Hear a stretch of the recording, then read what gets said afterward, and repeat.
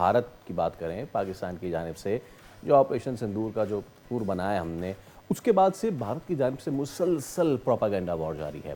So in current situation آپ کیسے ہم سٹینڈ کر رہے ہیں؟ How do we deal with this now? Faisal, جب بات بھارت کی آتی ہے نا تو نہ ایف اینڈ بٹس ہوتے ہیں، نہ جس کو کہتے ہیں نا می اینڈ یو ہوتا ہے، پھر تو صرف پاکستان ہوتا ہے. اور یہ بات ہم عام شہریوں کے لیے نہیں کر رہے، یہ بات ہم اور آپ بھی ایک دوسرے سے نہیں کر رہے.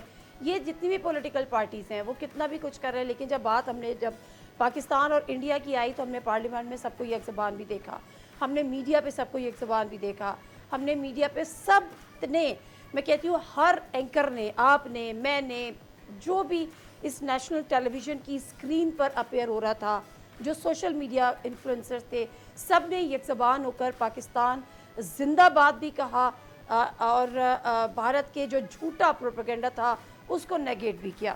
اب جو امپورٹنٹ چیز ہے کہ جی میڈیا کا کردار، جس کی آپ نے ابھی ذکر کیا کہ جی میڈیا کا کردار کل بھی وہی تھا، میڈیا کا کردار آج بھی وہی ہے.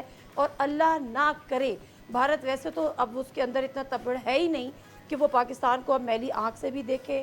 جس قسم کا کرارا جواب اس کو پڑ چکا ہے، جس قسم کی شکست کا سامنا ہے، اور ایک شکست تو اس دن ہو گئی نا 9 مئی اور 10 مئی، اور اس کے بعد اس کو جس ذلت کا سامنا ہے انٹرنیشنل میڈیا اور امریکہ کے پریزیڈنٹ ڈونلڈ ٹرمپ، جو ہر 2 دن بعد ان کو یاد دلاتے ہیں کہ آپ کے ساتھ کیا ہوا تھا، ہر 2 دن بعد آپ کو بتاتے ہیں کہ آپ کس طرح جنگ ہار رہے تھے اور میڈیٹر کا رول امریکہ نے پلے کیا تھا، اور ہر 2 دن بعد ان کو یاد دلاتے ہیں کہ کس طرح پاکستان نے آپ کے رافیل طیارے گرائے تھے.